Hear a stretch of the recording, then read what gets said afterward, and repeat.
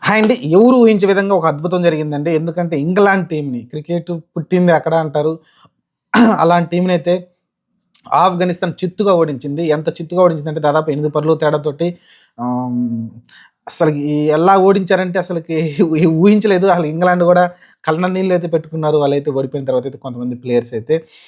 ఒక పక్కన ఆఫ్ఘనిస్తాన్ అక్కడున్న అభిమానులైతే చిందులేస్తున్నారు, డాన్స్‌లేస్తున్నారు. ఓవరాల్ చూసుకుంటే వాళ్ళు ఖచ్చితంగా లాస్ట్ ఏదైతే కొన్ని ఓవర్లున్నాయో ఎక్స్ట్రార్డినరీ లాస్ట్ 2 ఓవర్లు మీరు చూసుకుంటే లాస్ట్ 2 ఓవర్లు దానికి ముందు 49 ఓవర్ వచ్చేసి 3 పరుగులు ఇవ్వడం, ఒక వికెట్ ఆర్చర్ ఔట్ కావడం కావచ్చు. ఆ తర్వాత చూసుకుంటే ఫైనల్ ఓవర్‌లో అజ్మతుల్లా ఎక్స్ట్రార్డినరీ తోటి బౌలింగ్ ఏసి ఏదైతే తక్కువ రన్సే ఉన్నాయి. ఒక 2 హిట్‌లయితే అయిపోద్ది. మ్యాచ్ అయితే గెలిచేస్తారు. కానీ వాళ్ళైతే వుడ్డు, రషీద్ ఖాన్ అంత హిట్టర్స్ కాదు పెద్దగా. రషీద్ ఖాన్ కొంచెం హిట్ కొట్టగలడు. కానీ ఎక్స్ట్రార్డినరీ బౌలింగ్ తోటైతే ఒక్క బౌండరీ కూడా రాకుండా అయితే ఒక మ్యాచ్ అయితే ముగించేసాడు. ఆల్ ఔట్ చేసేసాడు ఇంకా. ఆల్ ఔట్ చేసేసాడు ఓవరాల్‌గా చూసుకుంటే. మరి ఈ మ్యాచ్ తోటైతే ఇంగ్లాండ్ అయితే ఔట్ ఆఫ్ ది టోర్నమెంట్ అండి. ఎందుకంటే ఇంకా వాళ్ళు నెక్స్ట్ మ్యాచ్ సౌత్ ఆఫ్రికాతో ఉంది. ఆ మ్యాచ్ గెలిచినప్పటికీ వాళ్ళైతే క్వాలిఫై అయితే అవ్వరు. వాళ్ళైతే ఎళ్ళిపోవాల్సి ఉంటుంది. ఆ మ్యాచ్ విడిచైతే ఇంక చూడాలి. నెక్స్ట్ ఎందుకంటే ఆఫ్ఘనిస్తాన్‌కి ఒక మంచి ఛాన్స్ అయితే వచ్చింది సెమీఫైనల్‌కెళ్ళడానికి. ఎందుకంటే మీరు చూసుకుంటే రీసెంట్‌గా మనం చూసాం సౌత్ ఆఫ్రికా లేకుంటే ఆస్ట్రేలియా మ్యాచ్ రద్దయింది వర్షం కారణంగా. దాని కారణంగా వాళ్ళు 3 పాయింట్లతో ఉన్నారు. ఇప్పుడు గనక రేపొద్దున జరగబోయేది ఆస్ట్రేలియా తోటి ఆఫ్ఘనిస్తాన్ మటుకు గెలిచిందంటే మటుకు ఆస్ట్రేలియాని ఓడగొట్టిందంటే మటుకు వాళ్ళకి 4 పాయింట్లొస్తాయి. ఆస్ట్రేలియాకి 3 పాయింట్లు ఉంటాయి కాబట్టి వీళ్ళైతే సెమీఫైనల్‌కి క్వాలిఫై అవుతారు. ఒక మంచి అవకాశం ఉందండి. సువర్ణ అవకాశం. చెప్పలేం. ఎందుకంటే వాళ్ళ దగ్గర కూడా అంత వీళ్ళ దగ్గర బ్యాటింగ్ మనం ఏదైతే మాట్లాడుకున్నామో అసలు ఈ ఆఫ్ఘనిస్తాను బ్యాటింగ్ స్టార్టింగ్ ఓపెనర్స్ ఎవరైతే ఉన్నారో వాళ్ళు మంచిగా ఆడితే బాగుంటుంది. అలానే ఈరోజు జర్దాన్ అయితే ఎక్స్ట్రార్డినరీ 171 ఇప్పటివరకు ఛాంపియన్ ట్రోఫీలో హైయెస్ట్ రన్ రేట్ మొన్ననే డకెట్ చేశాడు. 165 ఎంతో చేశాడు. దాన్ని 2 రోజులు కూడా గడిచి కాలేదు. టైం అయిపోలేదు. మళ్ళీ చూస్తే ఎమ్మటే ఇక్కడ జద్రాన్ వచ్చేసి 177 అయితే హైయెస్ట్ స్కోర్ అయితే పెట్టడం చూసాం. అతని కెరియర్‌లోనే. అలానే మంచి 6 సిక్స్‌లు, 12 ఫోర్‌లతోటి అయితే మంచి సెంచరీ అయితే చేయడం చూసాం. అతని కారణంగానే వచ్చింది. అలానే నబీ లాస్ట్‌లో వచ్చి నబీ అయితే చాలా ఫాస్ట్‌గా మంచి స్ట్రైక్ రేట్‌తో ఆడడం చూసాం. అదే డిఫరెన్స్ కనిపించింది. ఆ లాస్ట్‌లో వచ్చి ఫాస్ట్‌గా ఆడటంతోని కొంచెం డిఫరెన్స్ అయితే ఇంగ్లాండ్‌కి, ఆఫ్ఘనిస్తాన్‌కి కొంచెం డిఫరెన్స్ చేసిందనుకోవచ్చు. అంత ఫాస్ట్‌గా ఇటు పక్క చూసుకుంటే మీకు బట్లర్ గాని, రూట్ గాని, బ్రూక్ గాని పెద్దగా ఆడలేదు. రూట్ సెంచరీ చేసినప్పటికీ 120 స్కోర్ చేశాడు.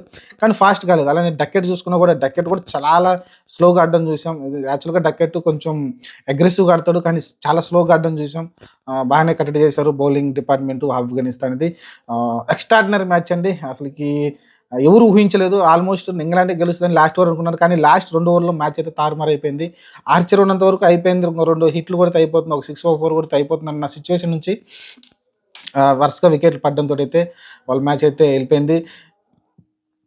ఒమర్‌జాయ్ ఎక్స్ట్రార్డినరీగా ఒమర్‌జాయ్ అయితే మంచిగా అయితే ఒక 5 వికెట్లు తీసుకొని ఎక్స్ట్రార్డినరీ ఆడడం చూసాం. అలానే బ్యాటింగ్‌లో కూడా చూసుకుంటే లాస్ట్‌లో వచ్చి ఒక 40 పరుగులు కూడా చేయడం చూసాం. ఓవరాల్‌గా నాకు తెలిసి అతనికే 177 హైయెస్ట్ రన్ కొట్టినప్పటికీ నాకు తెలిసి ఇతనికే ఆహ్, ప్లేయర్ ఆఫ్ ది అంటే మ్యాన్ ఆఫ్ ది మ్యాచ్ ఇచ్చే అవకాశం అయితే కనిపిస్తుంది ఒమర్‌జాయ్‌కి. చూద్దాం మరి అతను ఆహ్, రిజర్వ్ చేసుకోవాలి. ఎందుకంటే ఖచ్చితంగా అతనికి ఆ హక్కుంది. ఎందుకంటే జద్రాన్ 177 కొట్టాడు కాబట్టి ఆ స్కోర్ వచ్చింది. 300 పైనే స్కోర్ రావడం కారణం జద్రాన్ అయితే. కానీ ఇక్కడ వాళ్ళని అంత ఎందుకంటే 350 స్కోర్ మనం చూసాం కదా! ఆస్ట్రేలియా చేజ్ చేసింది ఇంగ్లాండ్ పైన. ఇక్కడ కూడా వాళ్ళైతే అంత స్కోరు కొట్టలేకపోయారు ఓవరాల్‌గా చూసుకుంటే. చూద్దాం మరి ప్రస్తుతానికైతే చాలా ఇంట్రెస్టింగ్‌గా మారిపోయింది ఛాంపియన్ ట్రోఫీ గ్రూప్ 2 నుంచైతే. గ్రూప్ 2లో సౌత్ ఆఫ్రికాకి ఇబ్బందుంది. అన్ని టీములకి ఇబ్బందుంది. మీరు చూసుకుంటే ఇప్పుడు ఆఫ్ఘనిస్తాన్ చాలా సేఫ్ ప్లేస్‌లో ఉన్నట్టు. ఎందుకంటే ఇంగ్లాండ్‌కి ఇంకొక మ్యాచ్ ఉంది. ఆ మ్యాచ్ వచ్చేసి సౌత్ ఆఫ్రికాతో ఆడాల్సి ఉంటుంది. ఆ మ్యాచ్‌లో గనక వాళ్ళు గెలిచారనుకోండి, సౌత్ ఆఫ్రికా మీద ఇంగ్లాండ్ గెలిచిందంటే వాళ్ళకి 1 పాయింట్, 2 పాయింట్లొచ్చేస్తాయి. ఆటోమేటిక్‌గా 3 పాయింట్ల దగ్గర వాళ్ళు ఉండిపోతారు. అప్పుడు గనక మీరు ఆహ్, హ్మ్, ఆస్ట్రేలియా పైన వీళ్ళు గెలిచారంటే ఆటోమేటిక్‌గా ఆహ్, గ్రూప్ టాప్‌లో ఉంటారు వీళ్ళైతే. ఆఫ్ఘనిస్తాన్ అయితే గ్రూప్ టాప్‌లో ఉంటుంది. అలానే ఎవరైతే ఆ 3 పాయింట్లతోటి ఎక్కువ నెట్ రన్ రేట్ ఉందో వాళ్ళైతే క్వాలిఫై అవుతారు సెమీఫైనల్‌కి. అయితే ఇలా అయితే సినారియో ఉందండి. చాలా ఉత్కంఠగా మారిపోయింది. ఒక్కసారిగా ఆఫ్ఘనిస్తాన్ మ్యాచ్ గెలవడంతోటి. చూద్దాం మరి. నెక్స్ట్ మ్యాచ్‌లు చాలా క్రేజీగా ఉండబోతున్నాయి గ్రూప్ 2 నుంచి. ప్రస్తుతానికైతే ఇంగ్లాండ్ ఇంటికి పంపించేశారు. చూద్దాం మరి ఏం జరగబోద్దో. మళ్ళీ ఇదే ఇదే కొంతమంది చేసే వాళ్ళ సీనియర్ ప్లేయర్లు కొన్ని సోది మాటలైతే మాట్లాడడం చూసాం.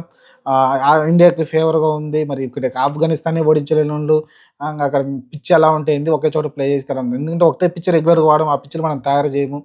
వాళ్ళ కొంతమంది సీనియర్ ప్లేయర్స్ అన్నారు కదా! ఇండియా ఒకే చోట ఆడుతుంది అన్ని మ్యాచ్‌లు కూడా అందుకే వాళ్ళకి ఫేవర్ ఉందని. మరి ఇప్పుడేం చేశారు ఆఫ్ఘనిస్తాన్ లాంటి చిన్న చిన్న టీమ్ పైన కూడా వాళ్ళు గెలవలేకపోయారు కదా! దీన్ని బట్టి వాళ్ళు మాటలకే పరిమితం గానీ చేతల్లో ఏం లేదనేది అర్థమైపోయింది. అది కూడా ఒక నిదర్శనంగా నుంచుంది ఆఫ్ఘనిస్తాన్ మనకొక ఇంకా ఫేవర్ చేసిందనుకోవచ్చు. మిగతా టీమ్‌లు సైలెంట్‌గా ఉన్నప్పటికీ ఈ ఇంగ్లాండ్ ప్లేయర్స్, మాజీ ప్లేయర్స్ కొంచెం ఎక్కువ వాడడం చూసాం. మనకేదో ఎక్కువ ఫేవర్ కలుగుతుందని. మనం ఫస్ట్ మ్యాచ్ ఆడిన పిచ్ వేరు, సెకండ్ మ్యాచ్ ఆడిన పిచ్ వేరు.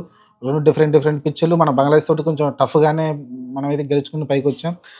కొంచెం కొంచెం ఉంటుంది కానీ అడ్వాంటేజ్ మరీ మ్యాచ్‌లు గెలిచేంత అడ్వాంటేజ్ అయితే మన దగ్గరైతే ఉండదు. చూద్దాం మరి ప్రస్తుతానికైతే ఇదండి ఆఫ్ఘనిస్తాన్ గెలుపుతోటి ఇంగ్లాండు టోర్నమెంట్ నుంచి వైదొలగాల్సి ఉంటుంది. ఇంకొక మ్యాచ్ ఉంటుంది. ఆ మ్యాచ్ ఆడేసి వాళ్ళైతే ఇంటికి టికెట్లు బుక్ చేసుకోవాల్సి ఉంటుంది.